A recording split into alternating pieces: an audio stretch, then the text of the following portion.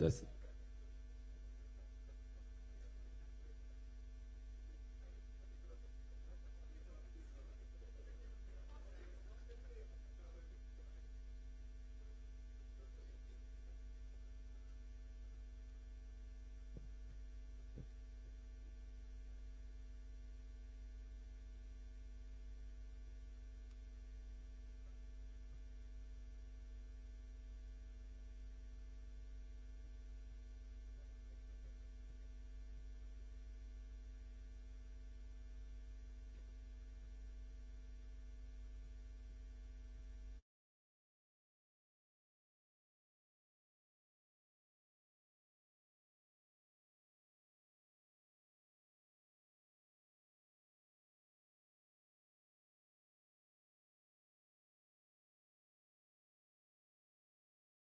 Good evening, everyone.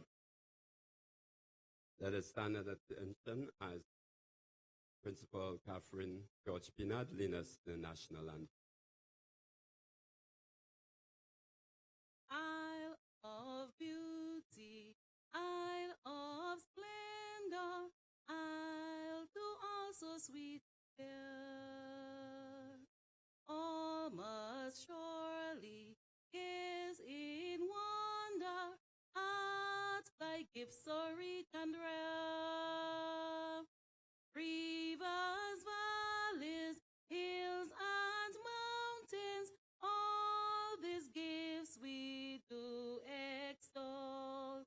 Healthy land, so like all fountains, giving cheer that warms the soul. Dominica, God hath blessed thee with a clime benign and bright, pastures green, flowers of beauty, filling all with pure delight, and a people strong and healthy, full of godly reverence felt. May we ever seek to praise thee for these gifts so rich and rare. Come ye forward, sons and daughters of this gem beyond compare. Strive for honor, sons and daughters, do the right, be firm, be fair. Toil with hearts and hands and voices, we must prosper, sound the call, in which everyone rejoices, all for each and each for all.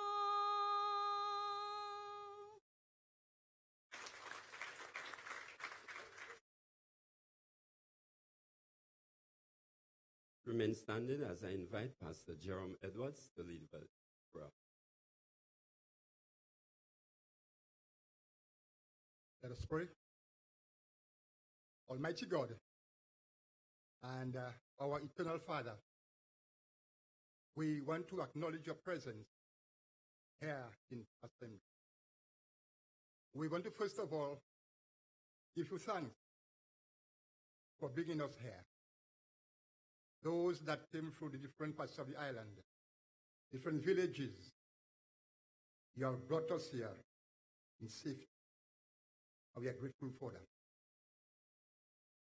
Lord, we are here tonight because we have questions and we have concerns.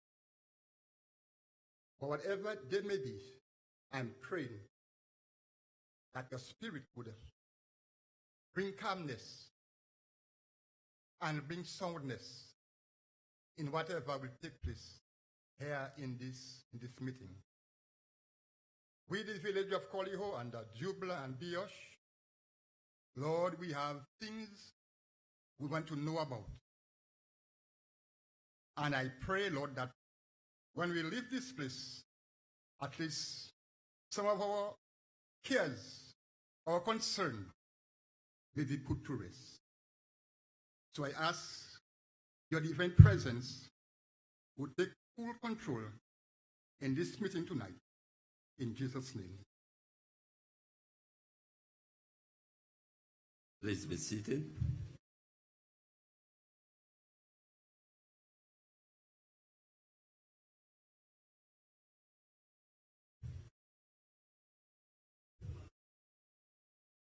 Honorable Roosevelt Skerritt, Prime Minister of the Commonwealth of Dominica and Minister of Housing and Lands, Honorable Deputy Prime Minister Reginald Austrie and Minister of Agriculture and Fisheries, other honorable members of Cabinet present, members of the public, Christopher Timmins, Project Manager, MMC, Ms. Celia Leblanc, Chairman of the Colihaut Village Council, Honorable Lady Catherine Daniel, Minister of Ecclesiastic Affairs, Family, Gender Affairs, and the Parliamentary Representative of the Colihaut Constituency, Pastor Jerome Edwards, Principal Kathleen George Pinard, staff of the Ministry of Housing, members of the public, Mr. Shanks Edwards, Shanks Esprit, Project Director of Ministry of Agriculture and Fisheries, residents of Colihaut, beneficiaries of housing this evening, and the many individuals from Colihaut, Jubler, and Bioche, and also residents of Platte-Mapier, members of the media, those listening here and abroad, on radio and other media, good evening. In order to welcome you officially here, I'm going to invite Ms. Celia Leblanc, the chairman of the Colihaut Village Council, to give you an official welcome address.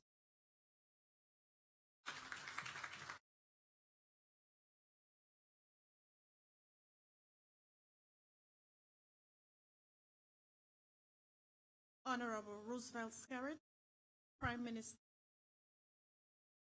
Minister of Housing and Lands, Honorable Lady Catherine Daniel, Minister for Family and Gender Affairs, Colihaut.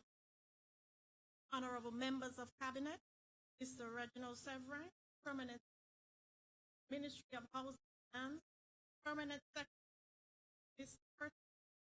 Chairman of Jubler Village Council, Pastor Jerome Edwards, staff of the Ministry of Housing, residents of Polio, members of the media, ladies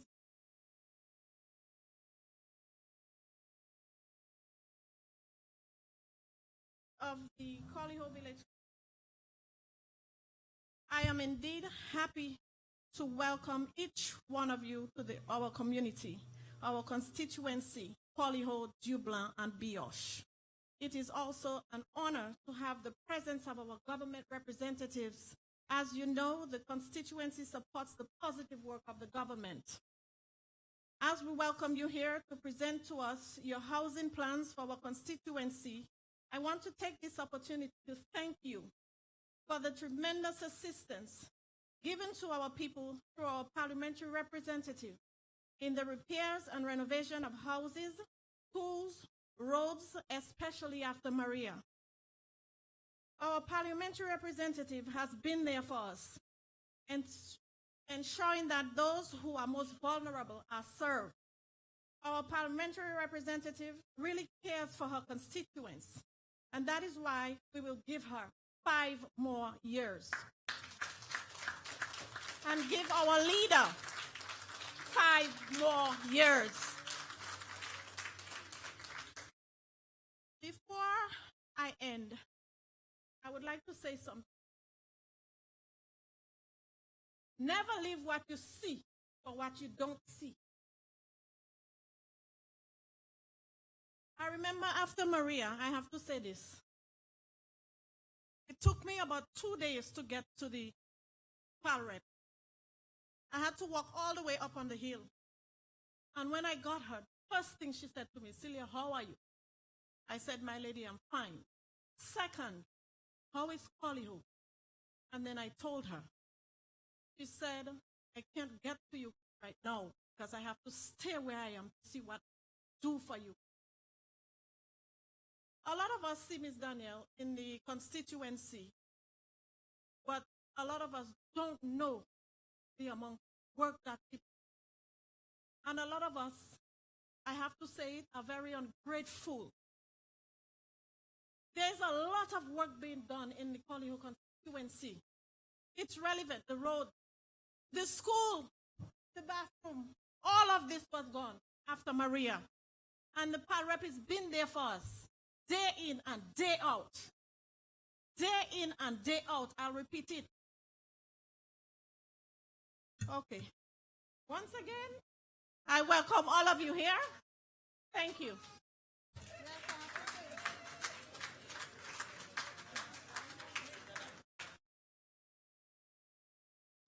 Thank you, Madam Chairman.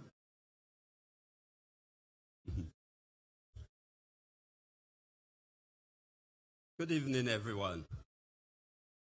Good evening to the people of Colihaut, Jubler, and Bioche, and our new community platform up here.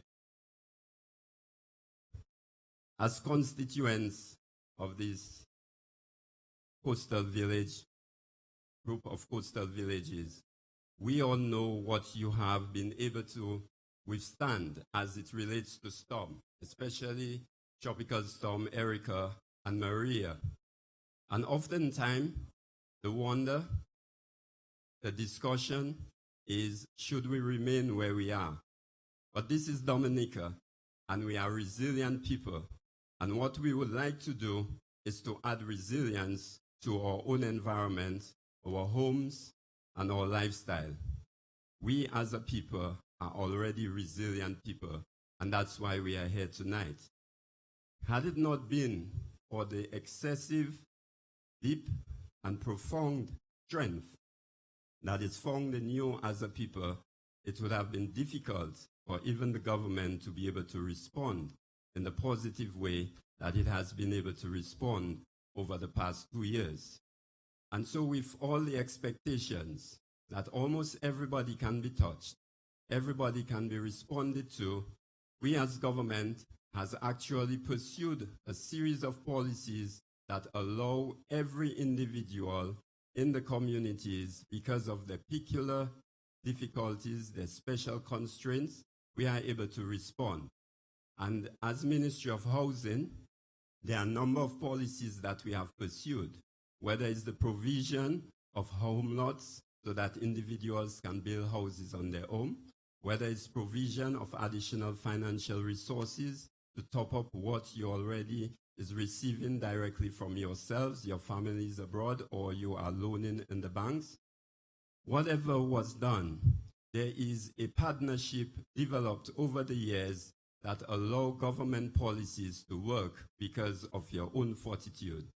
And so as we come here tonight, we are here to present to you, through the PAL rep and the Honorable Prime Minister, they will present to you the continued plans and policies of government in response to the deep housing need that is existing in these communities.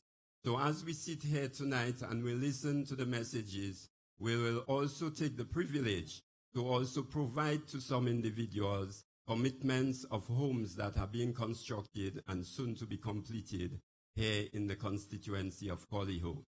So without much ado, I'd like to invite in a very special way Lady Catherine Danielle, your parliamentary representative, who has been with you through it thick and thin.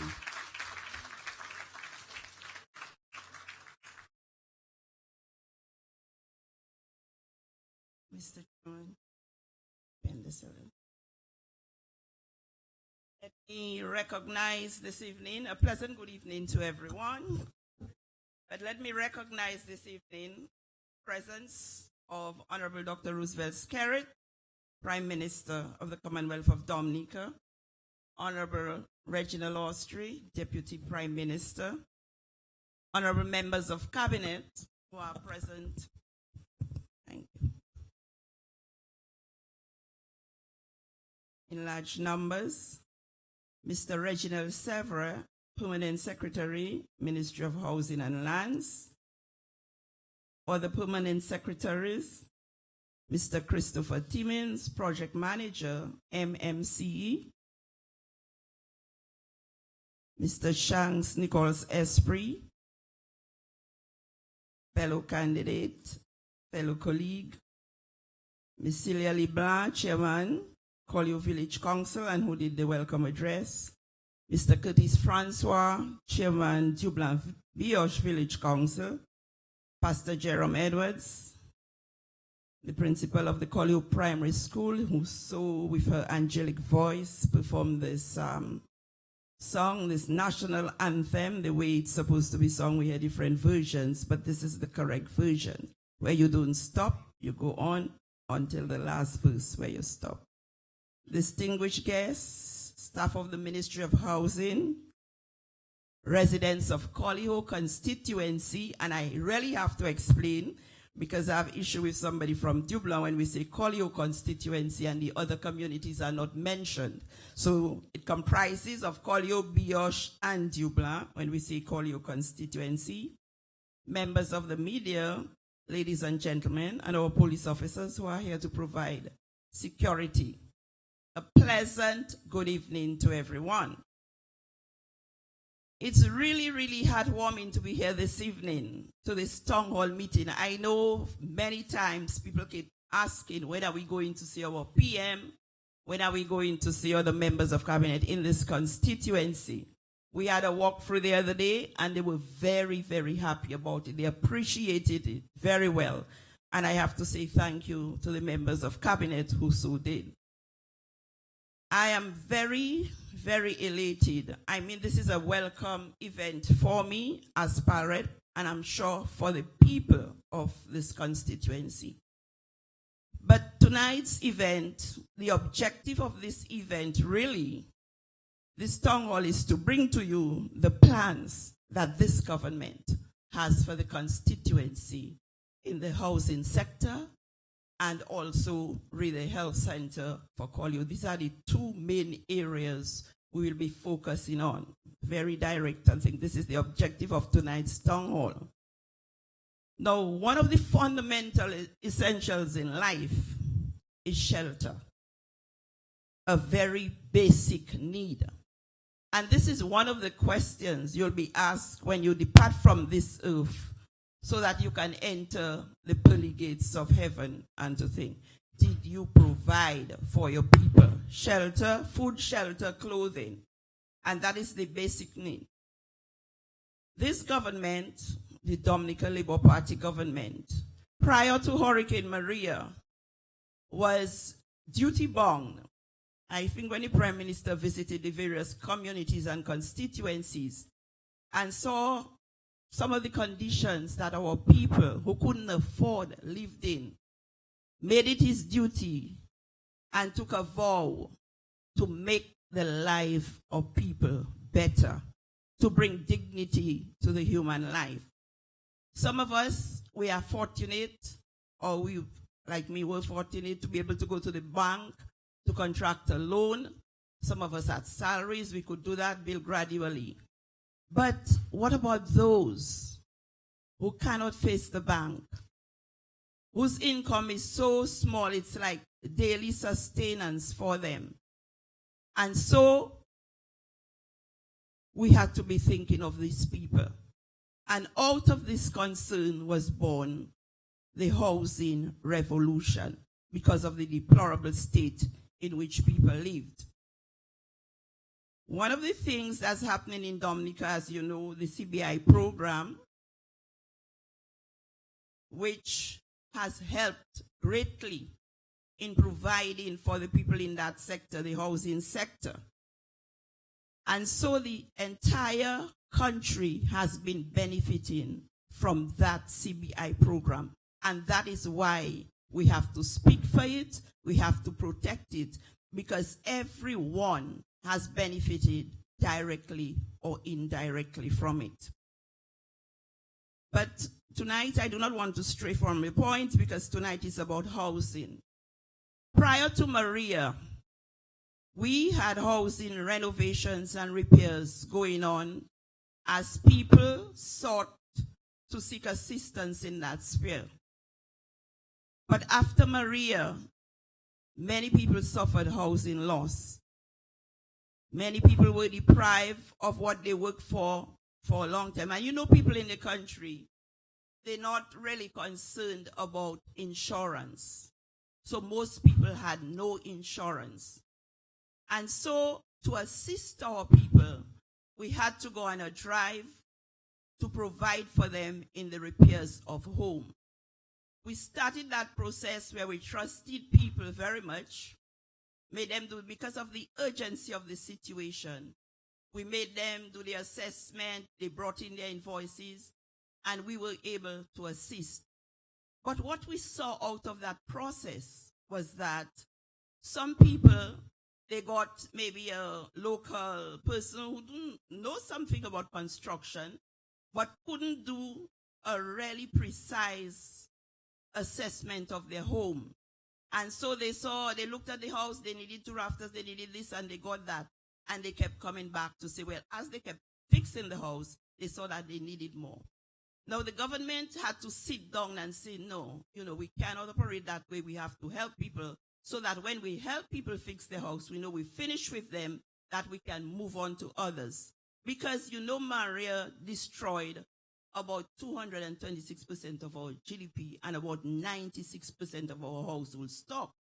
So it's almost the whole country we have to help. And some of these people, especially in the country, had no insurance. So the government had to sit down and say, how best can we help people? And out of that, protocols had to be put in place where housing officers, people with the technical expertise, had to go visit the villages, do the assessment, and produce an invoice so that it could help people. Now, to ensure that we got value for money, these housing officers had to return to see what is done with the money that people received so that we had value, as I said. And then, if there was need for more, another process had to go through.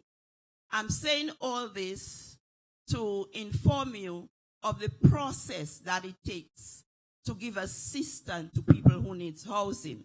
So that when some people say, I haven't received yet, this we can understand. Because we cannot do everything one time and your turn is coming. So after Maria, in this constituency, we were able to help 186 households in the amount of roughly $2.8 million, Colihaut, Jubler, and Biosh. We have not completed this process. We still have some pending because we were working in a stratified way where we were only doing repairs. We were looking at people's roofs, their windows, and their doors to just put them, because we were fast approaching hurricane season every time. So to put them in a safe environment. So now that we are almost complete with the process of repairs and renovations, tonight here takes us to the next level. This town hall is for the next level, where we are now going into providing homes for people. Now in Plat Map here, prior to Hurricane Maria, we had some Petro Castle houses, 6 of them. We had allocated the 6 houses to people. We didn't have a hurricane. So we gave it to people who we felt at the time was in need. But Maria exposed a greater problem, and people were left homeless. People who were living by the river, totally destroyed. And so we had to go back to the drawing board to make a new selection of people who needed homes, whose homes were completely destroyed. And so that is why the dynamics has changed. This doesn't mean that we have forgotten you all. Tonight's program is going to unfold to you the plans we have for housing. So those of you who feel left out will know that your turn is coming. We have and there's a process in which we select people. We are now doing applications for houses because we do not just want to say, look a house for somebody who hasn't asked for a house. And so we ask people to bring in applications for houses. We have on file 90 applications, and that's for the total constituency. From Jubler, we have 23 applicants. From Biosh, we have 28 applicants. From Colihaut, we have 39. Out of that 90, some of them will be receiving houses at Platmop in the 10 that's being built now, and then the rest. But what we notice with the application, though it says 90, but for example, in some homes, you have the children applying for houses. So you have children living with their parents, young children, and each child is applying for a house. So that's why the figure is up there. So we have to go back. We're not saying that they don't deserve, maybe they want to move out. We're not ruling them out because children get big and they want to be on their own, you know. So we have to do that in a systematic way and make sure when we select, we do a fair selection. So what I'm asking of you tonight, when you will hear that we are giving commitment to some people here, don't feel that we have sidelined you. Be patient. And God is always right on time when he has a plan for you. So tonight you may feel you have not received what your turn is coming. This means 10 out of the way, so it's nearer you. And so I just want to ask you to listen carefully to what is being presented for the community, for the constituency, because it's not only for Colihaut, Jubler, and Biosh. You know, we are handicapped in land space. We do not have much land. Our land is mountainous. And so we have to make the best of what we have. And so we have to plan properly. So I'm asking, just as with the health center, we would have had a health center long. If only we had the land to do it, it would be there long. But you know the handicap that we have. Because we do not just want to have a health center like the one we had before. We want to be more than like everybody else. And so we are looking. I think we have found a site. And the fine-tuning is going on just to, you know, have things that we are solid in what we are going to do so that when we start, we wouldn't want to stop. Because you know Colihaut is a vulnerable area since Erica and Maria. David, we were free. We escaped with a script from David. All we had were rough seas. And Maria and Erica brought a new awakening to us. So I just want to say on behalf of my constituents, PM, thank you so much for the roads that you have given to us in that term of office. Maria changed plans, as I said in my endorsement, for the school that we are here, for the toilets that we are here, and for the many, many people, because we have touched the lives in one way or another of at least 95% of every community. And remember, we are each other's brothers and sisters. Feel happy for people. Feel happy your turn will come. When God blesses a person, be happy for that person because your turn will come. And so I just want to thank you for turning up in large numbers. I do not want to take too much time because I think you are very eager to know what is going to unfold for you in this community. Now, as we go, you know, we are nearing the glorious day. It's coming very soon.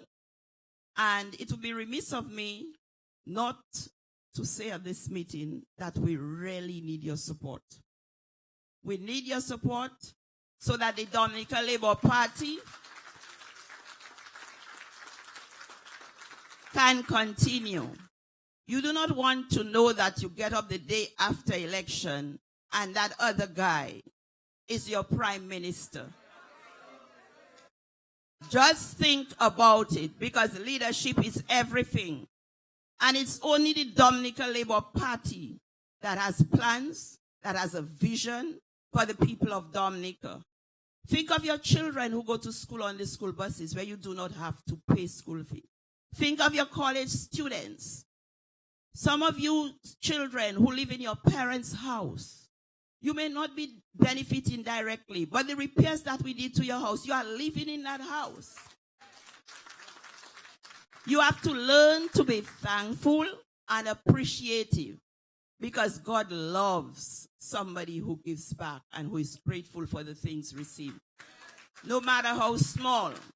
And I always say to people, God will never give you $100 if you cannot use 10. He tries you with the small one, 10. If you use it wisely, then you will get blessings and it will increase. So learn to appreciate the small things and the bigger ones will come. So for me, for the term that's gone, because I think election is very near, maybe this year, maybe next year. But I want to say thank you so very, very much, as I said in my endorsement, for the support. And I just want to tell you, without the Labour Party, Dominica is doomed. So think wisely. Thank you very, very much for this evening.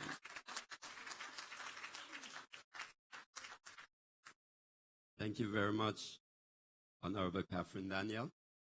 At this moment, we'll have our presentation, which will be done by Mr. Christopher Timmins of MMC.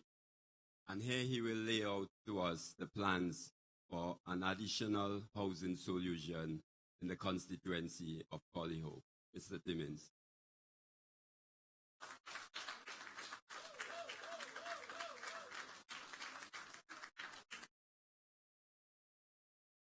Good evening. Let's bring it down a bit. Let me first recognize the presence of the Honourable Roosevelt Skerritt, Prime Minister of the Commonwealth of Dominica and Minister for Housing and Land. Let me recognize the presence of Mr. Reginald Ostry, Deputy Prime Minister, the Honourable Lady Catherine Daniels, Minister for Ecclesiastical Affairs, and also the Parliamentary Representative for Colihaut constituency. Honourable Members of Cabinet, Mr. Reginald Severin, Permanent Secretary in the Ministry of Housing. Permanent Secretaries, Miss Celia LeBlanc, Chairman of the Colihaut Village Council, Pastor Jerome Edwards, distinguished guests, staff of the Ministry of Housing, residents of Colihaut constituency, members of the media, ladies and gentlemen, good evening. It's a great pleasure to be here tonight, be allowed to show you the plans for Colihaut and Platma Pierre housing developments and also the new health centre. We at MCE, we're very, very proud of the trust that the government places in us to develop these new communities in accordance with their proven intent to create the world's first climate resilient nation. Now, we will only present to you plans for actual projects which will be started and finished. We have, we believe, demonstrated this so far, that every project we have presented and shown is underway and well on its way to completion or completed. And we will, by the end of this year, have handed the keys over to it for new homes to nearly 1,000 new residences for the benefit of the families. Now, I'm sure everyone's well aware the biggest challenge of our present times and going forward is climate change and the consequences this appears to be having on established weather patterns. So we're having to learn a few new things. Now, I've learned a few new things since I've been in Dominica. One of them is a good flat piece of land is anything from flat to 45 degrees. A slight slope is anything above 45 degrees. Very, very good access means you can actually get a 40-foot trailer to it. Good access means you can get a trailer, but you've got to have a man walking in front of it, making sure the wheels don't fall off the edge into the ravine. Challenging access, you need a helicopter. So I've been shown some good land, I've been shown some very good land, and some challenging land. Now, we were here during Maria, and we observed how the simple details on the building impacted whether the building survived or not. And when buildings fail, it's never one thing. It's a combination of lots to small things. We observed that many good buildings, which didn't lose their roof, but they were flooded. And they were flooded because simple details, like the balcony drainage was insufficient, allowed the water to build up on the balconies, it came through the doors. In fact, or in the case of my own house, it didn't come through the doors, but it was 18 inches deep and we couldn't open the doors for about 3 weeks afterward. We observed things like just the odd missing fixing on a ridge cap caused the loss of a complete roof. So these are things we take very seriously. We reviewed the details, and now you'll see things. And when you see the video, we're going to show you in a few minutes of actual buildings that we've completed and handed over to people. You'll notice how we've incorporated these details to prevent these events happening again. Now, of course, you're getting a complete reinforced concrete structure. You get concrete walls. You get a concrete roof. You get a terracotta-colored galvanized roof over the top of the concrete pitch roof. Yes, it's there as a secondary barrier, but it's also there to make it aesthetically pleasing. The windows, they are certified hurricane proof. They should stand a coconut traveling at 150 miles an hour and bounce off, we hope. We've designed for seismic activity. And I have to say at this point, seismic activity is something in MMCE we are acutely aware of. 90% of my colleagues in the company come from the Philippines. We have family in the Philippines. In the last week, they've suffered 3 devastating earthquakes in excess of 6.5, which has seen hospitals collapse, it's seen schools collapse, and people lose houses. So this is something we're not giving lip service to. We're taking it very, very seriously. Solar water heating is provided along with low energy fittings. It's going to be cheap to run. Now, contractors. Yes, we have international contractors. Yes, we employ 51 local contractors at the moment. Yes, we are looking to increase our scope of local contractors that we're using. But, local contractors, we will employ local contractors, but please be aware of your limit. Don't come with 4 men in the back of a 40-year-old pickup truck and tell me you can do a $10 million job. Be aware, if you don't provide the right materials, it's not going to be installed. If you don't turn up on the day you're supposed to turn up and there's 150 men on a project stood waiting for you, you're going to bear the cost of it. If you don't do it right and we have to take it out and do it again, you're not going to get paid for it. So yes, we welcome it. Come with the right attitude. Be a bona fide contractor and we'll welcome you.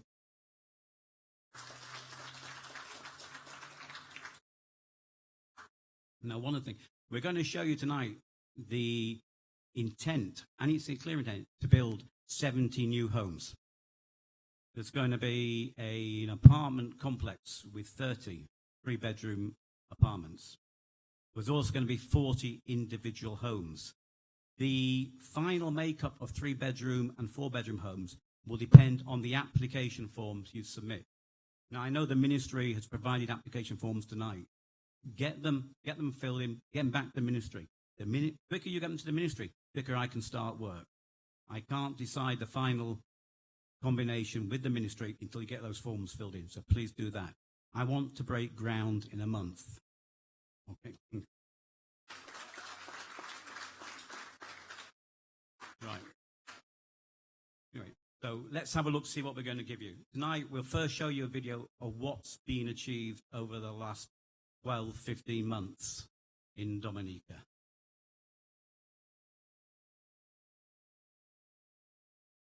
Obviously, we're going to start with our flagship project, which is Bellevue Chopin. Bellevue Chopin, the final residents get their keys next weekend, ready to move in. 353 new homes for families.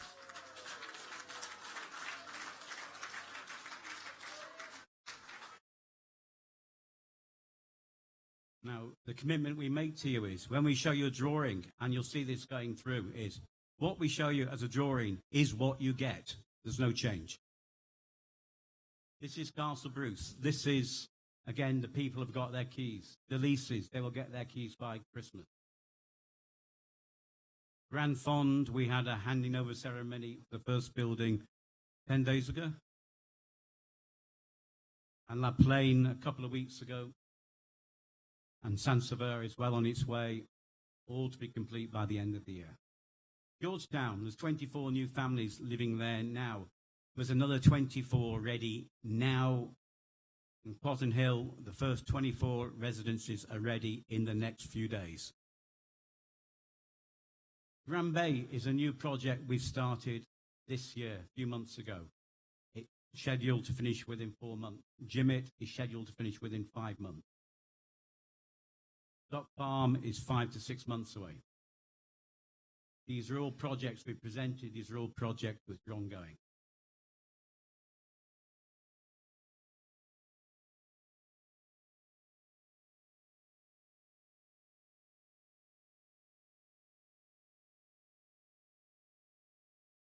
Right, so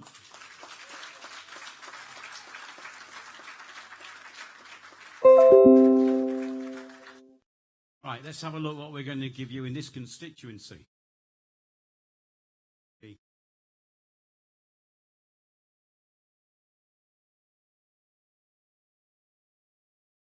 We're having one building like this. This is 30 new residences, 3-bedroom, some 2-bedroom.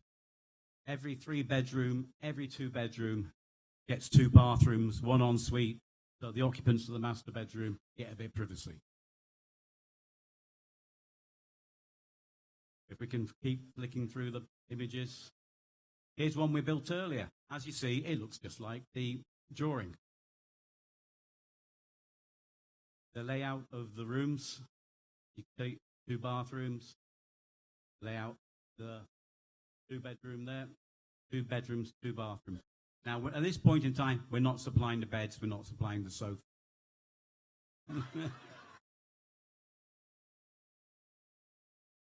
Every residence comes with a fully fitted kitchen. You've got granite worktops, you've got cooker hoods, you've got eco-friendly water heaters, you've got 5-star showers. Everybody loves the bathrooms.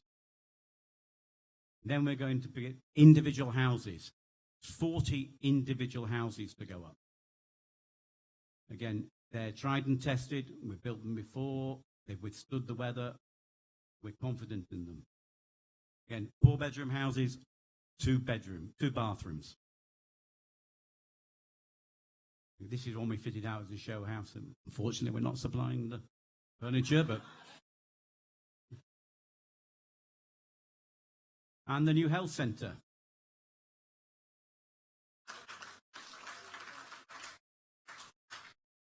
I'm not quite sure what.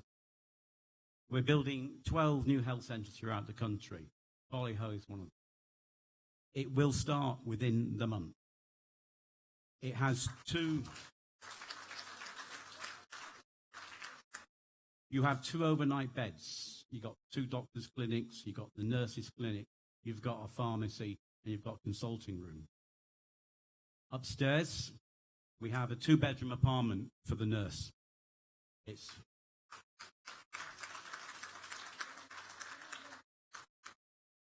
a health centre that's designed to last into the 22nd century. So, yes, the medical gases are going to be plumbed in. We're not going to have a bottle stood in the corner like the old days. It's going to be ready, smarted, so we can attach the solar lighting, the solar energy to it. We've already commenced on the ground now with 5 of these, so you're going to be number 6. Okay. And then if we can go on to the next video. The next video is going to show you the internal shots of what the 3-bedroom apartments look like in the large building you're going to get.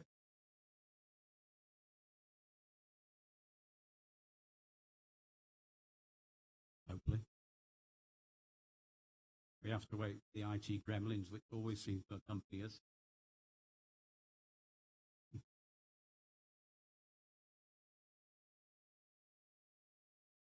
Maybe we're not going to show you. I don't know.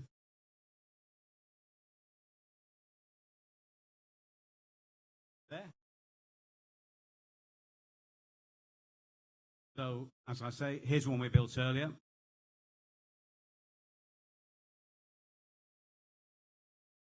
So this isn't CGI, this is real.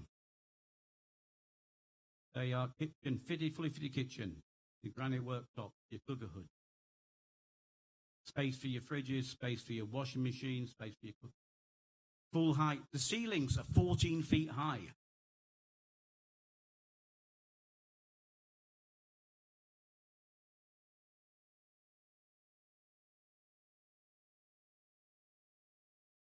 There's the sexy shower.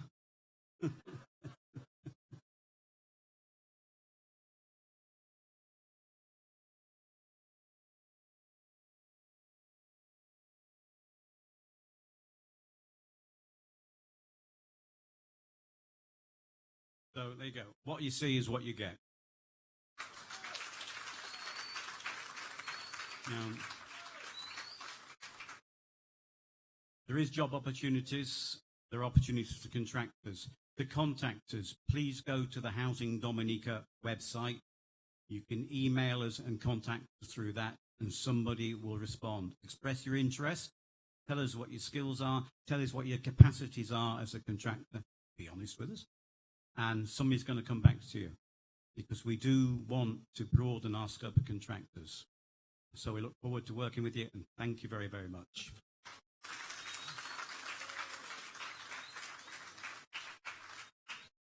Thank you, Chris. As we continue our program, I hope you guys are excited about, but did you observe one particular observation? That when the Honorable Minister spoke, he said she had 90 applications. And currently we have 10 homes almost completed in Platmapier, and the possibility to do an additional 10. That makes it 20. So what's left? 70? And that's basically what he's planning to present. So as we go forward, let us invite the Honorable Prime Minister and also the Minister of Housing and Lands, who has been championing the cause over the past years, and especially helping us in our recovery effort, particularly with that huge challenge in housing. The Honorable Prime Minister, Roosevelt Skerrit.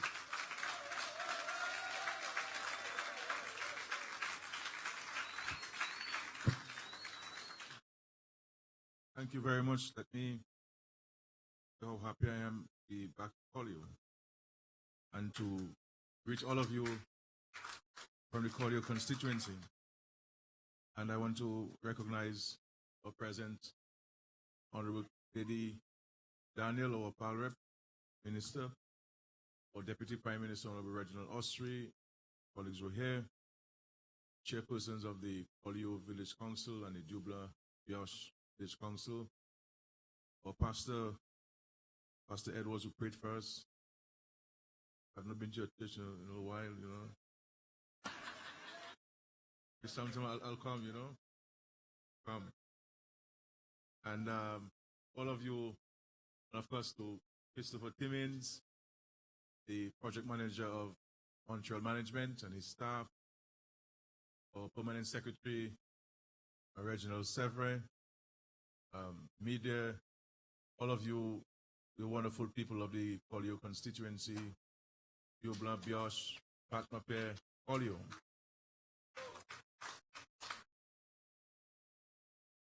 You know, the pastor would know much better than I do about what is written in the good book.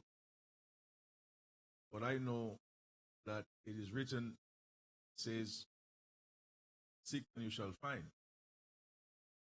Knock and the door shall be opened unto you. And ask you shall receive. And in everything, you give God thanks and you go to him by prayer and supplication. And so I know for you, the residents of Polio, and for those of you who live along the river, and even beyond the river has dealt a serious blow to Polio, both with Erica and with Maria. And the wall that had been constructed, the height was okay for many years until Hurricane Maria came. And it exposed the fact that there are witnesses in respect to the height of the wall. Not that there was not a wall, the height of the wall. And even now we have to go further up, past Glenna's home, all the way up to start the wall, because you have to now catch the water from all the way to the playing field now to come all the way down to the laboratory there into the city. But I know, and I will stand corrected, that the most urgent part that is required to reconstruct the wall, it is really from Glenna's home, just above Glenna's home, and all the way down to Pastor's home there. Am I correct, Pastor? You and then how scary know that?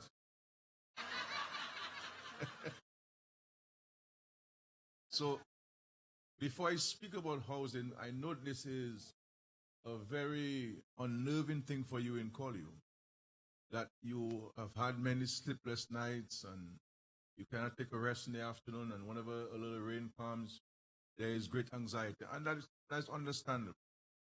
And so the agitation which you've had, there's no hard feelings, please, because you understand why it has to be done. This is about your safety, the safety of your families. And so all I will say to you tonight is that you will see the commencement, the construction of the wall in the month of November this year.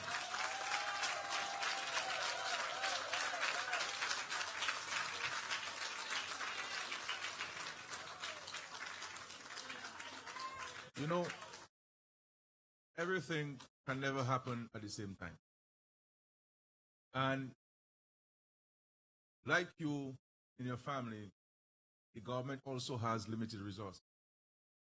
And like you in your family, there are many needs and there are many demands from your children. But you have to put on the table all of the needs and the requests and see how much money you have and how much of those needs and demands you can address and which one you ascribe priority to. So if you have a child and your child falls sick and you have to rush a child to Portsmouth and they tell you, look a prescription, you have to buy medication. And then while you're in Portsmouth, your phone goes off because your data finished. What do? Do you go and get a top-up or you buy medication for your child? And that's how government operates, darling. It's no different. It is not that the government has so much that it doesn't know what to do with it. You know, in small countries like ours, Dominica included, you have, for example, $1 of expenditure, but you only make 60 cents. And then every so often you have to find the 40 cents to cover the expenses. And you know that this government, which I have the honor and privilege to lead, has been the most generous government we have seen in the history of Dominica.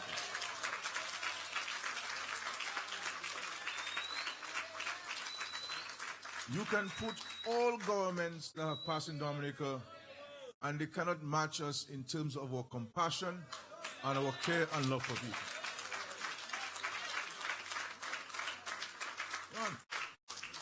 And so we help to address people's challenges, not because we have plenty of money, but because we have a compassionate. And we understand how people live, and we understand the struggles of people, and we try to reach out to them as far as practically possible. So we always had the reconstruction of the wall on the cards. But what do I do? Should I have built the wall first and then leave people's homes uncovered? Or try to fix as many homes as possible so that you have a warm bed to sleep in and, rain, and then we go down the line and get to the priority. So we are now at a point not only to build you the retaining wall, which is needed, absolutely needed. There's no argument whether it's needed or not. And there has never been an argument or a disagreement as to whether we needed the wall or not. It's always understood that this wall had to be constructed. Always. And we have to raise the height of it so that my friend Glenna and my friend here, the shop, Zetna, and don't mention you and so on, all of it, And of course, our dear pastor, you know, the pastor's in praying every day. You know, even at his church, he prays for the wall. And he says that, you know, he believes that the Lord will deliver the wall at some point.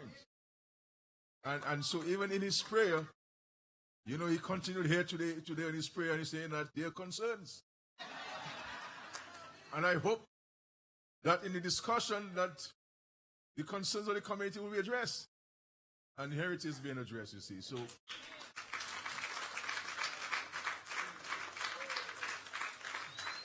you see, it is the Lord who giveth and the Lord who taketh away.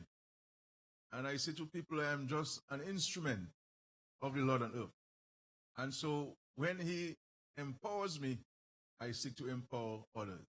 And that's how we go about it. And also we're here to present to you the Situate to seek to address the housing challenge of the Polio constituency. And so, because we know there are housing challenges in Biosh, there are housing challenges in Jubler, there are housing challenges in Polio. Because you have a land problem. In Jubler, some parts of Jubler and some parts of Biosh, you're below sea level. And whenever there's a sea surge, the little basement that you have for a little makeup thing, it gets covered with water, filled up with water. And so we have to find a practical solution to your challenge.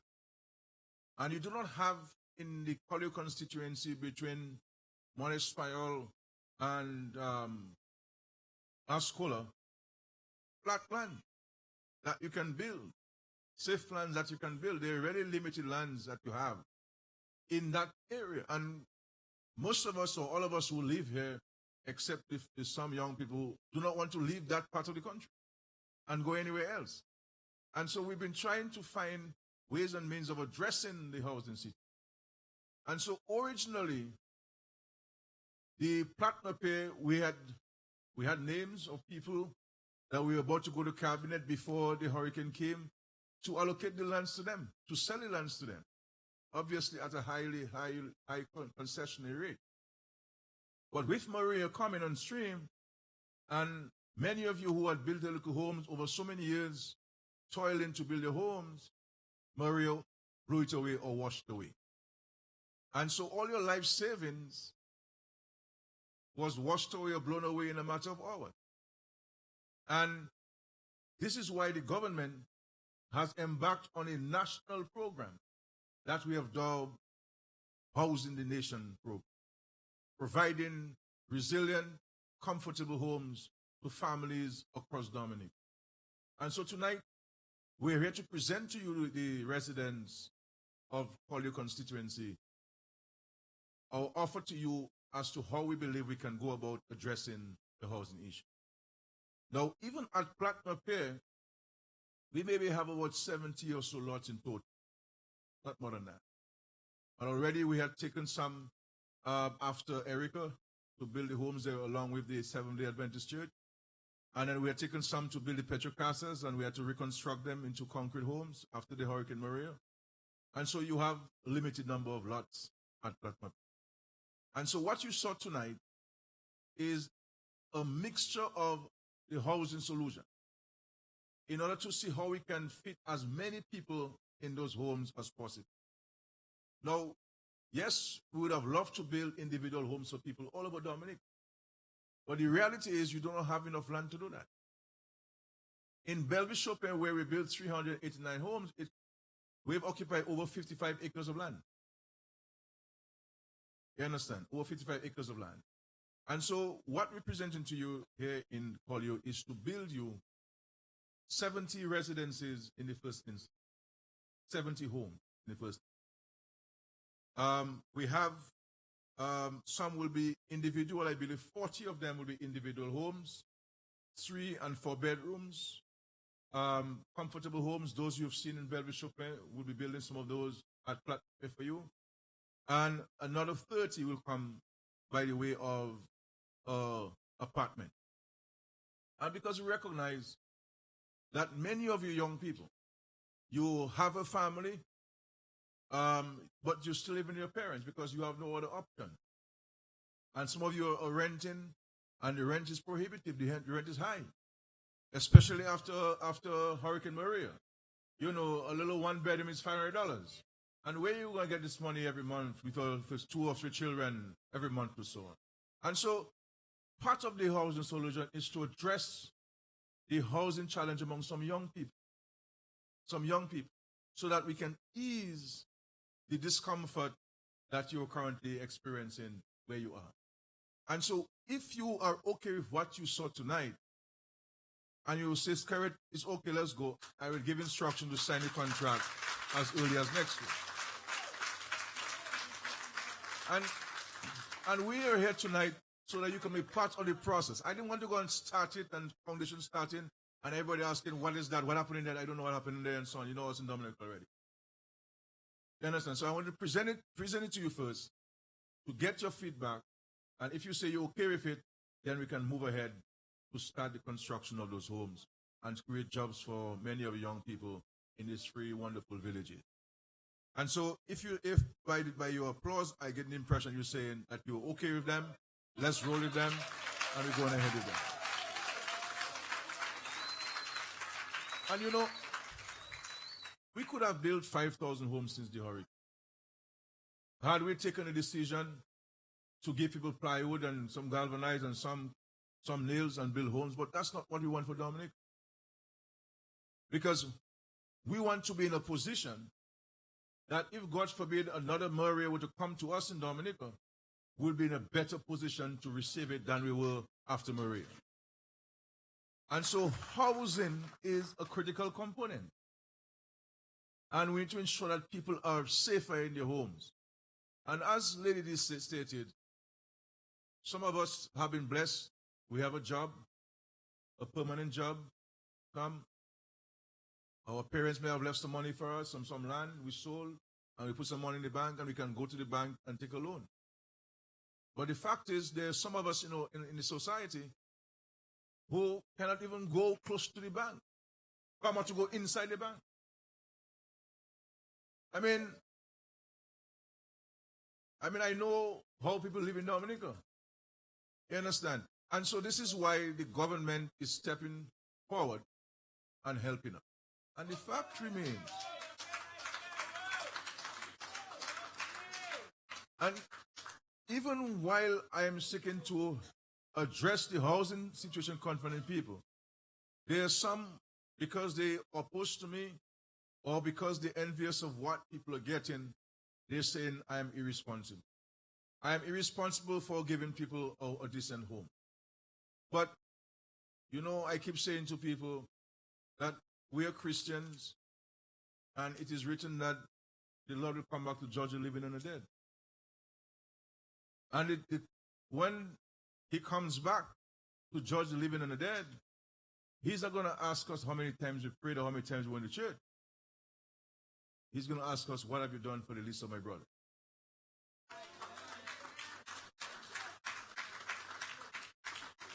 And we did not want to have situations and to categorize Dominica and say, well, that part of Dominica, you're going to get that type of home, and this part of Dominica, those type of homes. No. We are building the same quality of homes all over Dominica. Whether it is in Roseau Central, or in the Colihaut territory, or in Grand Bay, or in Portsmouth, or Colihaut, or Wesley, you get in the same level of homes all across Dominica. And in the process, we are lifting the quality of life for people up. We're improving the quality of life. Because housing is a fundamental part of life. Every one of us here, our preoccupation is about a shelter. As small as it is, once we are comfortable, once we are safe, that our children, ourselves can be in a comfortable, warm place. A shelter. And sometimes you save and you wait to hear when blocks on sale. And even before you have any plans, once you hear blocks on sale, you have a little money from a little susu, you get the little sub, and you run and buy some blocks, and you have blocks. There's so many blocks stay there for years.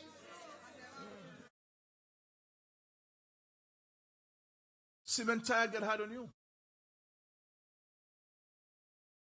And so we are seeking to overcome that by doing a more organized program, and a program which we believe will benefit a significant number of you here in this constituency. I know there have been applications, and we have named, I believe, for 10 you said? 90. But those of you who still have not had the opportunity to avail yourself to the process, we will still make more forms available so that we can have a better appreciation of the true housing need. Because I suspect, as is usually the case, sometimes young people, we want to stay home and then we complain. We have to avail ourselves to this opportunity. We have to go out and know what's happening, how it's happening, and how you can position yourself to benefit from what's happening. So I suspect there are many young people who have not made themselves, avail themselves to the application process. So I will ask that we extend it for a period of time, because the 70 homes will not be only homes we construct. That is just to address the bigger picture, the bigger problem. But we know in between that there's still more people who need homes. And what will also, because when you look at Biosh and so on and Jubler, we have to, those of us who are close to the bay, we have to move. I know you're close to the bay and you like when the fish come, the mackerel come, and you can get your fresh mackerel, you can cook your broth there and so on. But safety first. Safety first. And every time I look at sea surge coming, you have to be bailing seawater as if it's not about you are, doesn't make sense. So you have an opportunity now to be in a safe place, and you will go by the bay and buy your fish and bring your fish in a safe place. And that's what we're offering to you, my dear brothers and sisters, this evening on the eve of 41st anniversary. And so we're going to proceed with it. And the health center for the constituents, as Lady D said, we would have built the health center a long time ago, but we have had a land issue. We've been renting some land from the bishop for some time. That space is not the ideal place, and the church doesn't want to sell the land, so we would have had to lease it. And so there are complications where this is concerned and so on. And if you're going to build a health center, you need to ensure that you build a health center that is accessible to the residents on a 24-hour basis. And we looked at a second location, but there were further complications because of the formation of the lot. It was not enough in terms of how it is, because Polio and Jubler and Bush, we have small lots, 200 square feet, 500 square feet, 1,000 square feet, and so forth. Okay? And so it was not suitable for the size of health center we want to build. So we have identified another location, and I've been advised by the developers that should be adequate. So we're moving to acquire these lots so that we can build a health center on it. And I'm saying to you that we had given Polio Health Center priority number 1, because the contract was already signed to build the Polio Health Center on the church land. But because of the issues and the size of health center we want to build, and of course the church wanted us to build a parish hall on top so they could have access to it, there were too many complications. But in every disappointment is a blessing in disguise, so we get our own place and we'll have our own health center on our own land.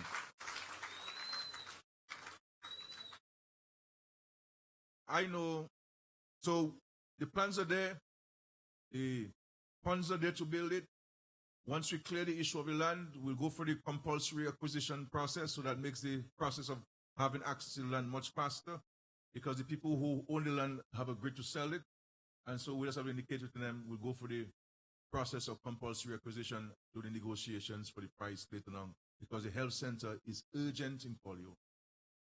And then we have the residents upstairs at the health center. So the district nurse will have no excuse. I was saying there's no home to rent in Polio, she can't find a house and so on.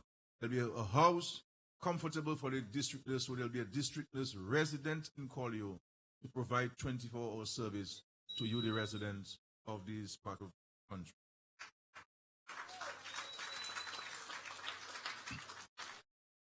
But, my dear brothers and sisters, this Hurricane Maria really dealt us a serious.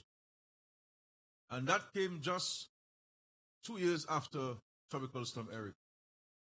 And any country in the world, big or small, far more a small country, like Dominic, that doesn't have access to oil, it doesn't have bauxite, no gold, no minerals. And two of us who have been impacted so badly, and to still be standing to tell the story is exceptional. And the extent to which we've had to reach out to residents in this, whether it is private businesses or individual families, has been extraordinary. And we've had storms before in Dominica. I know that when you had a storm in Dominica and your banner blow, and if you were not on the wind crop, you get no money. The only farmers who would get money after a storm, if their crops were damaged, were those who were on the wind crop. The insurance, the banner insurance program. But nobody else received assistance. And it is only when we came into office, we started reaching out to farmers and fishermen who would have lost their boats and would have lost their engines to help them replace those things. Or to give farmers some monies to go back to plants and employ people and have access to some funds so we can grow food quickly as possible to feed ourselves and to feed the nation. And all of these things have been done while we have government's own challenges directly to deal with. Because as I've said to some people, and I will say to you here this evening, that really a government's responsibility is to ensure, one, that the country is safe, two, that you have road, three, that you have access to basic education, and basic education means up to 16 years. That once a child gets to 16 years, really, legally, you on your own, the government has no other obligation to you where education is concerned. This is why back in the days when you get 16 years at primary school, you're out of school. Huh? You were out. At 16 years, you were out because that's where the government's responsibility to educate you is concerned. And sometimes, and even as recently as the 1990s in Dominica, when you double and so forth and you get to 16, then you go home. Go home. But now, as has been the case since 2002 when Labour came into government, when you're born, we start educating you until you die.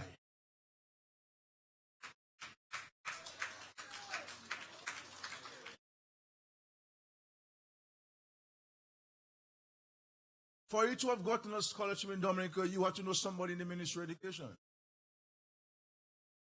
You have to have a surname. You think, I have a surname scary that nobody else don't know where I come from, and I get the money from government back in the days? No.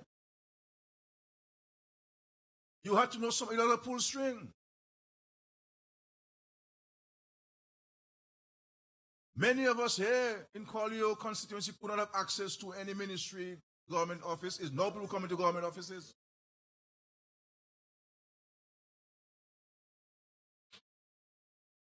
We here, we know Miss Charles, we love Miss Charles very much, but how many of you shake Miss Charles' hand in all the years of office? Huh?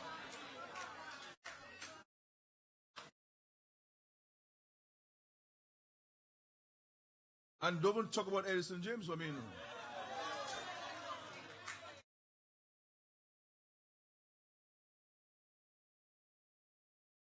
No, I'm giving no speech here tonight in Colihaut. Colihaut is my home, I'm here.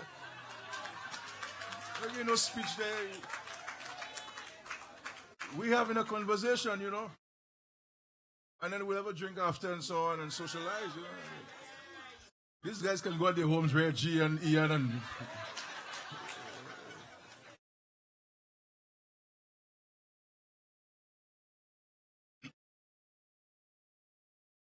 So, my point to us, my dear brothers and sisters, that things will not always be rosy. Life is never perfect. The only perfect being that walked this earth was Jesus Christ. And he's the only one who can cause miracles to happen, the only one who caused miracles to happen. You understand? And so there'll always be issues. But we must never lose sight of the bigger picture.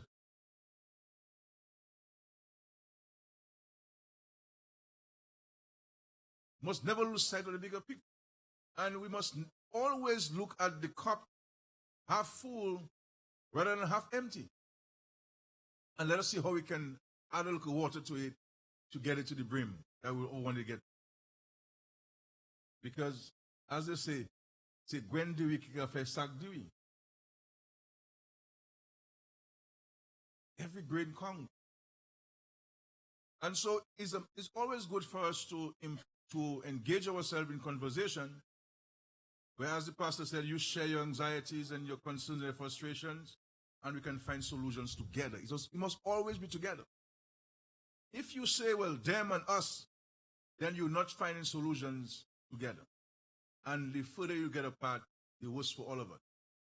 And therefore, we must always agree to disagree, but not lose sight of the greater good of what we need to do for ourselves, for this constituency, and for Dominic. Because I will say to you, as you know very well, I'm just reminding you of this, that the only party in this country who is serious about people is the Labour Party.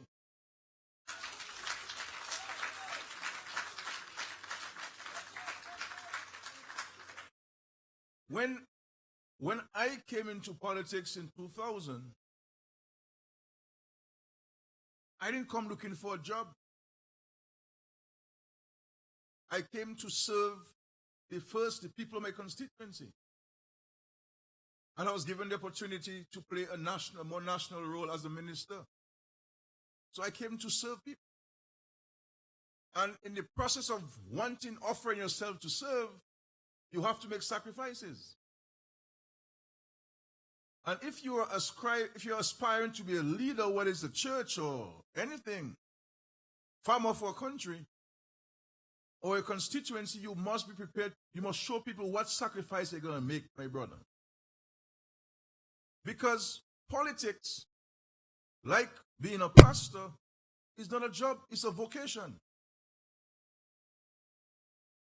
It's a vocation. It's not a job. Because I tell you, if it was a job, my brothers and sisters, I would leave this thing long time ago.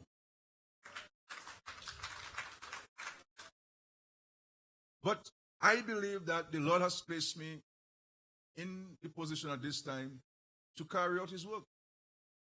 And when he believes that I would have done, he would have said, well done, good and faithful servant. Then he will ask me to rest and so on, and I'll go back to Vickers and rest on my farm. But there are some people who will come here, no interest in your welfare. First of all, they don't understand how you live, where you live, what are your frustrations, what are your ambitions, what are your dreams, what are your aspirations, and they just want you to vote for me. I mean, c'est comme ça, no?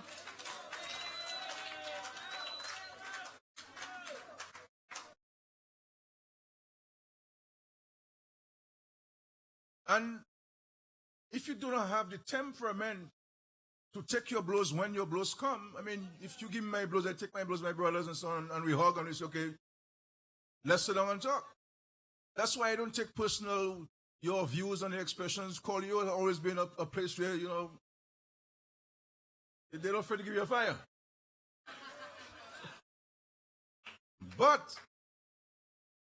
they give you a fire, but the love has not lost. And that's why I know when Polio make a noise, we have to listen to them. We have to hear what they're saying, and we have to respond to their issues.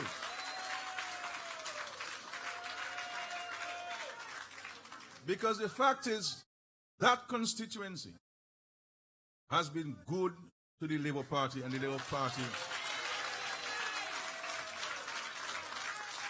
And it must never be seen. It must never be seen or for anybody to have the feeling that Labour is taking it for granted. And if there is that perception, we have to address it, because you here in this constituency, you have been part of the bedrock of the Dominican Labour Party.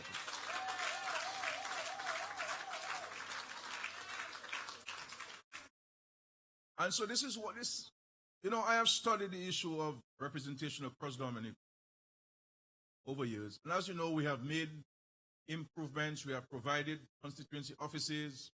We have empowered the village councils with resources, monies to implement projects and programs.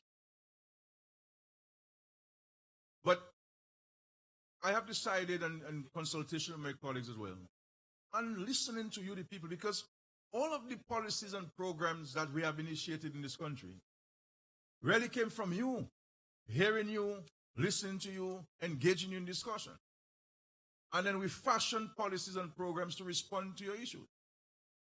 And so I believe that when I go across Dominica, there are some things we can do to help improve the issue of parliamentary representation by empowering the parliamentary representatives to better address the issues, the day-to-day issues of constituents.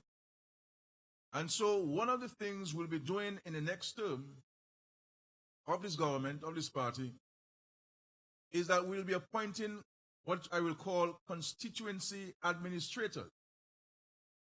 And that person will help the power rep in following through and following up on commitments made on projects and programs in the constituency, and ensure that when a promise is made to somebody, that that promise is kept and fulfilled. And that if we have signed a contract to build a home for somebody, that a constituency administrator will go there and ensure that the contractor is doing his work. He's not taking the material and bring by his girlfriend in another village to build.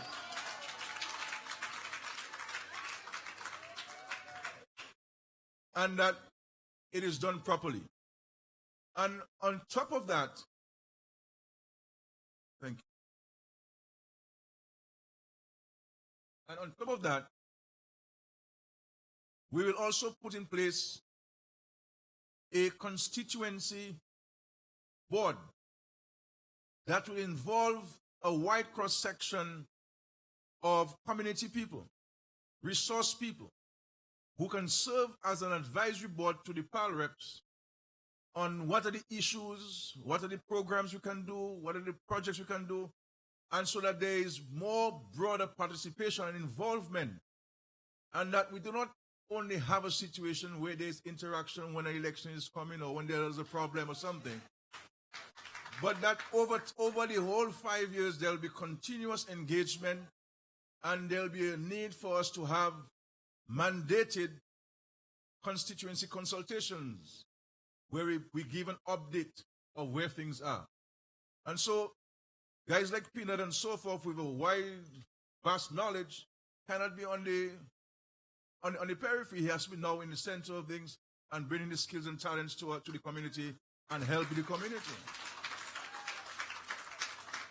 My friend here, Starbrook, who is one of the most experienced fishermen with profound knowledge, has to come forward. You understand? And I can go on the list of so many of you in this constituency who have the talents. My friend here, Mrs. Joseph, who's one of the finest, artisans there with a wide range of skills. Bring this to the center. You understand? To benefit. Even my friend there who makes the roast bakes on the side of the road there, give us your experience about small business and how do you manage a small business, what are your challenges, and how you believe your experiences can help benefit the others who would like to move forward. And so, in addition to all of these things, what I will do as well is that I shall give each PAL rep about $400,000 a year. And that $400,000 would be, for example, there is a sea surge in Biosh, and some people got affected. They need some immediate assistance. The PAL doesn't have to go all the way to Rosie to get assistance from them. She can, through this constituency allowance, assist the residents right away, right on time and so forth. There's a landslide. There's a landslide between Polio and Platmape. We have a heavy equipment here. The person says 10,000 to clear the landslide. The PAL rep along with the constituency administrator can come here and sign a contract right away and get the landslide cleared, and she doesn't have to call the minister and call the PS and call the CTO and call an engineer, we can get this stuff done. We can also do training programs. There's a training program for young people on how to make cakes and cake decoration, or the bee expert in Dominica, and our training on how to manage beehives and how to harvest the honey and so forth. And we can pay for this at the constituency level.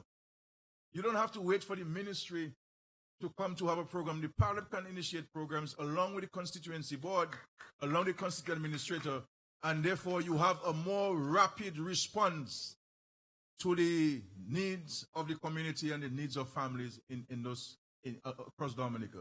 And I believe that will address a number of challenges I see currently among ourselves and between ourselves. So it's a matter for us to honestly and openly discuss the issues, the challenges, but find solutions. Think about solutions. Because the only way you can solve a problem is by finding a solution to the problem. But never find yourself just talking about the problem and going in circles. We have to engage ourselves. And so it's important to say what's on your mind and let us see how we can work together to address it. Because the fact remains, you live in Polio, you live in Biosh, you live in Jubler, and therefore you know better than us what are the issues confronting you here. And it's a matter for us now to engage each other and to see how we can apportion the resources, allocate the funds to address them based on the priority that you have set forth for us. And so I think we can find a way forward. And so I'm very happy to be here. Running this country is not easy. It's not easy at all. But we don't complain because we believe that leaders must not complain. Leaders must find solutions to problems.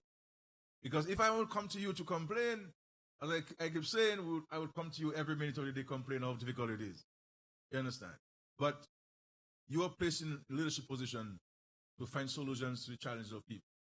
And we try to be as honest with you as possible. If we can help, we can help. If we cannot help, not now, maybe later. And so we understand ourselves much better. Because I'm not in the business of bullshitting people. I'm not in the business of giving people a 649 and so forth. I'm not in that business. If I make a promise, it may not happen sometimes at the speed at which you want it to happen, but I give you the assurance it will happen. And I did make a promise many months ago, maybe years ago, that we were going to build homes in Platmape, 70 of them. And I'm here today to deliver that promise to you, the residents of the constituency. And my final point, the final message is to the young people of the constituency. I believe in this constituency, you have some very progressive young people. Very progressive young people. I've met some young people who are fishermen, who are now positioning themselves to take advantage of the hotels in ports. And they have gone themselves and engaged the hotels, and they're getting contract to apply the fish. And in this constituency, I believe you have more small business owners per capita than anywhere in Dominica or in the Caribbean. You understand? You're hardworking. When these people sit by the roadside, roasting their corn, roasting their roast bakes, roasting their ripe plantain, morning to night, this is not easy work. This is not easy work. So you know what hard work is. You know what hard work is. But I believe that what we need in this constituency is to have more organization, more structure. Because it is difficult for a PAL rep or even a prime minister to have to engage everybody one-on-one. But if we organize ourselves, we can know what are the shared challenges we're confronting and what are the shared solutions we can find. And so it's easier to meet more people in a group than to meet people one-on-one. And so if we want to get to the next level with our program or investments or business, let us organize ourselves. Let us not, yes, there'll be competition, but the more we work together, the more benefits come to all of us. Yeah. And then when we organize, you could say, okay, darling, you sell roast bakes, I will sell corn, you will sell ripe plantain. Rather than everybody selling ripe plantain. Everybody selling the same bakes and so forth. And then you only have 5 people to serve. And if 5 people have to go to 3 people, you have a problem. But if all of us have something, we can buy something from everybody, and everybody makes some money to pay the light bills and to pay the mortgage and to pay the stuff and so forth. So we need to organize ourselves and to see what are the natural attributes of Polio constituency. What are the things we can do? And I think we have all of the fish that we have. We should not wait for only when St. Peter's come to have fish night in Polio. Let us have a program. Let me tell you something. Dominicans like to come to Polio. They like to come to Biosh. They like to come to Jubler. I don't know what is there and so on. I will find it something else. I suspect I know what I won't say and so on. But Dominicans love to come to these places. So we must have a fixed program. So if we know every Saturday night, if I come down to Biosh, I must get fish. A fish water, a shatter water, some water, whatever it is. And so you have a situation where the fishermen go out to sell on the fish. They come, we buy the fish from them, we sell the fish. So they make the money, we make the money, everybody makes the money to pay the light bill at the end of the week. And so we need to come together. And so we can say, well, 3 villages in the constituency. We have 4 Saturdays in the month. Each of us get a Saturday, so we know that we can spread the bread and spread the money is being spent in this constituency. But we must have something and not wait for a local Colihaut feast once a year, a little St. Peter's feast once a year. Let us have something, because with the hotels in Portsmouth, 161 or so rooms, yes, most times do not like to eat in hotels. They want to go out. They want to experience what the country is. And therefore we must position ourselves, because you have the fish here, you have the fresh fish, and you have the stuff that you can produce. And therefore we have to look at what can we do to attract this guest to come in there. And sometimes you can even go as far as having special arrangement with the managers of the hotels, where their guests would be able to come to you, organized by the hotel on a regular basis. Because somebody coming from Upper Colihaut and coming down by the bay in Colihaut and buying from a bar is not real economic activity, because it's really $1 from the right pocket going into the left pocket. But we want money from outside to come into Colihaut to mix with what we have, and that's what will bring wealth to us and economic activity in Colihaut. And therefore, let us position ourselves. And Colihaut is on the West Coast. It's accessible to so many people, and therefore we have to find what else can we do to really get you to the level that you ought to get, ensuring that you have the facilities and the amenities. And is there a place where we can look at some space where we can rebuild? Is the Place Dam a place that we can look at developing? I'm just putting it out to you so that you can start thinking about it. But we have to find ways for greater economic empowerment in this constituency. And what we have, which is great for us, is fishing. That's what we have. That's what the Lord bless us with. You see what I'm saying? And so many of us are involved in the fishing. And the good thing about it is that there are young people who are succeeding the older generation in fishing. So the future of fishing in this constituency is very bright. And how do we position ourselves? With the hotels coming up, the restaurants coming up.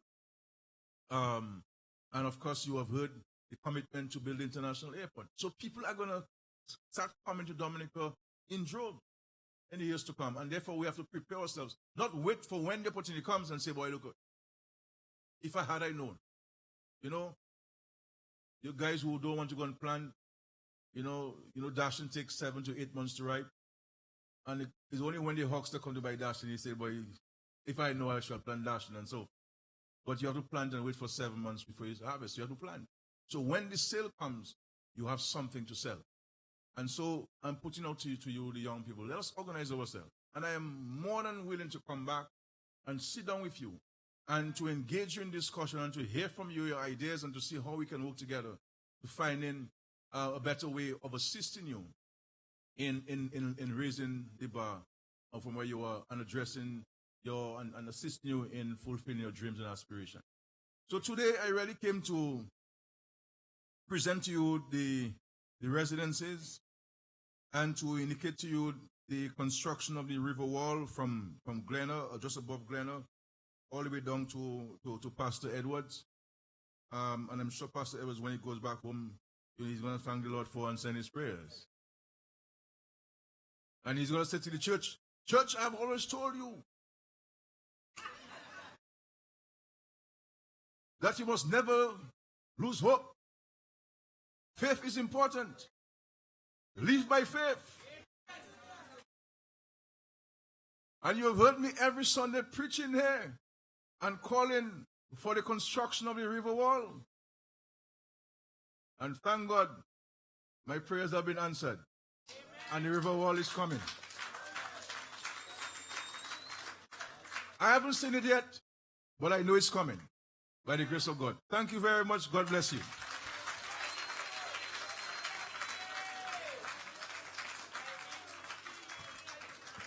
Thank you very much, Honorable PM.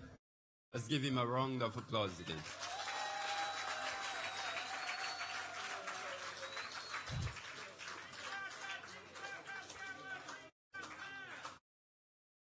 At this time, we'll have a small ceremony.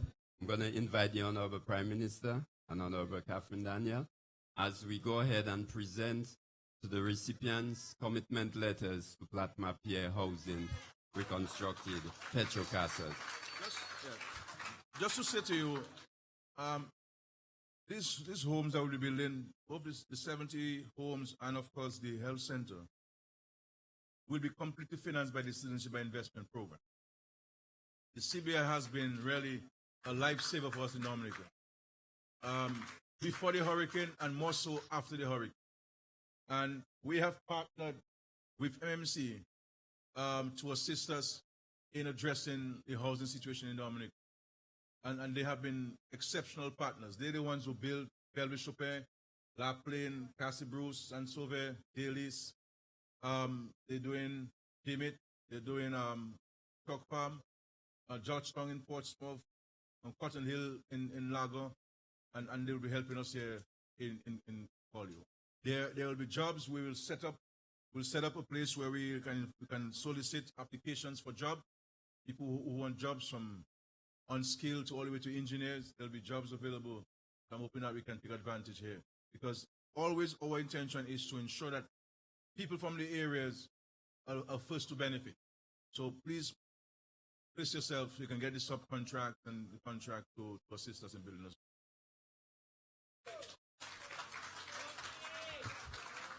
Thank you.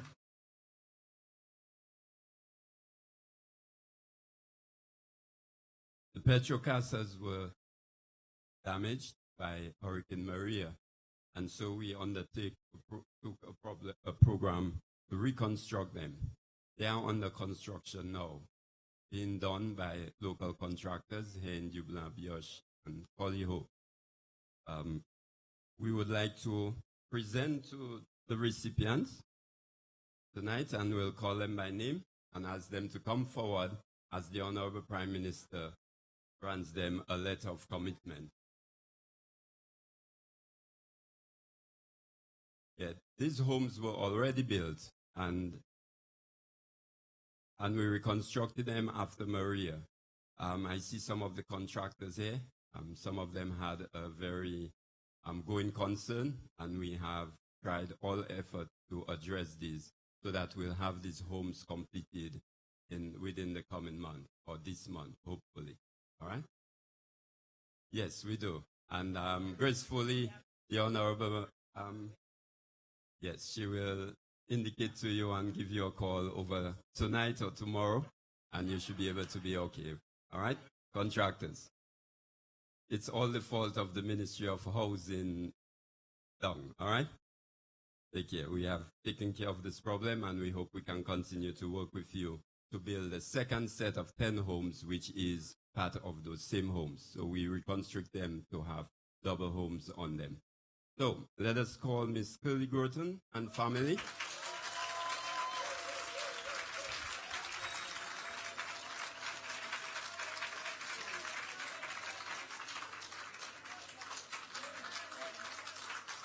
Afifi Ophel,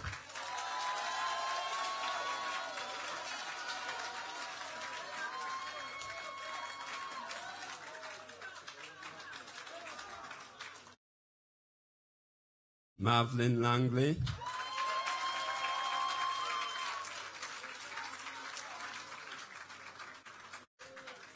Egbert Shillingford,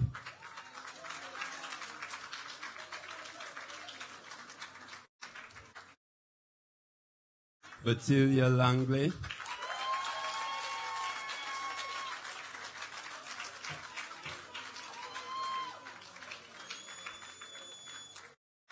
Agnes George,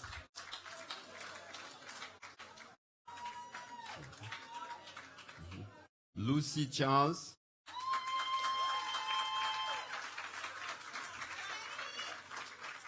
Kalinda Daniel,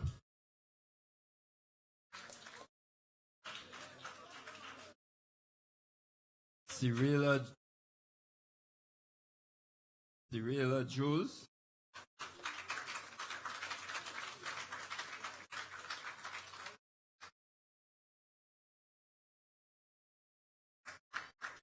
and Fern Frederick.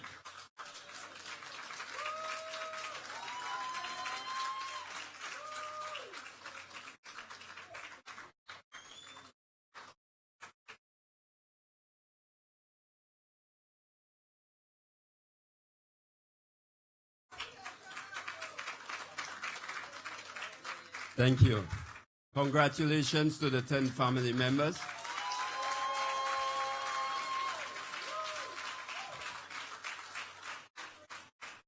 At this time, I will invite the immediate past parliamentary representative, Mr. Ronald Toulon, to give us a vote of thanks.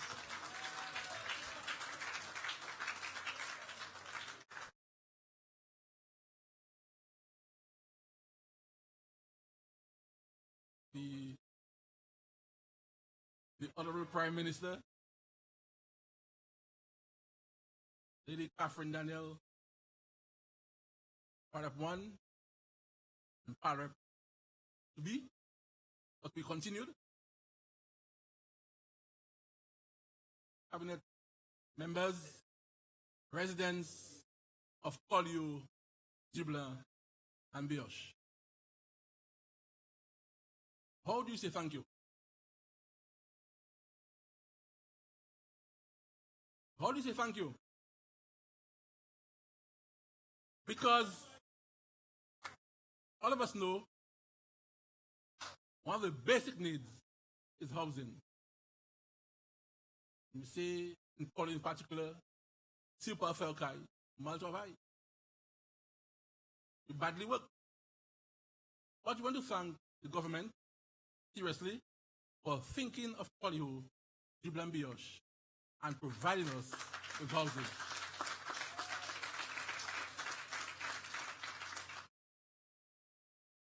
And this alone should drive us to give the Dominican Labour Party another 5 years.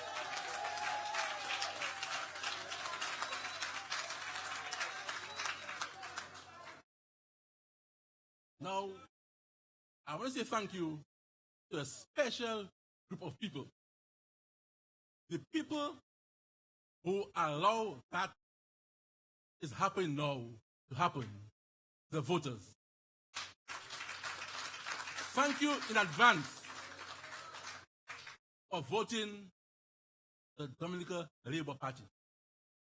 Thank you in advance for giving Lady Catherine Daniel the opportunity to serve once more. Thank you in advance the new voters for registering with the intent to vote the Dominican Labour Party. Without the voters, that could never happen. And so, Prime Minister, government, thank you for shedding light on Colihaut. We are indeed happy, and we will give you the prize. in December.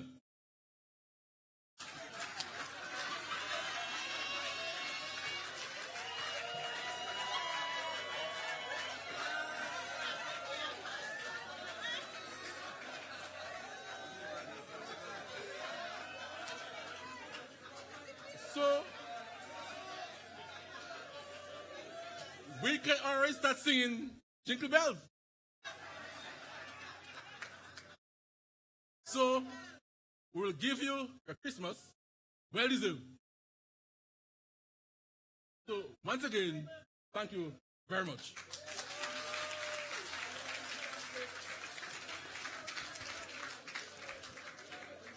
And thank you, Mr. Toulon. This comes to the end of our program this evening. We'll invite you to share some refreshments with us, to mix and mingle, and we hope to see you during the construction period of our program. Don't forget that the form should be completed. Contact Lady Danielle and her office so that you will have all the forms completed. Thank you very much. And contractors, please check with her. We will be fine.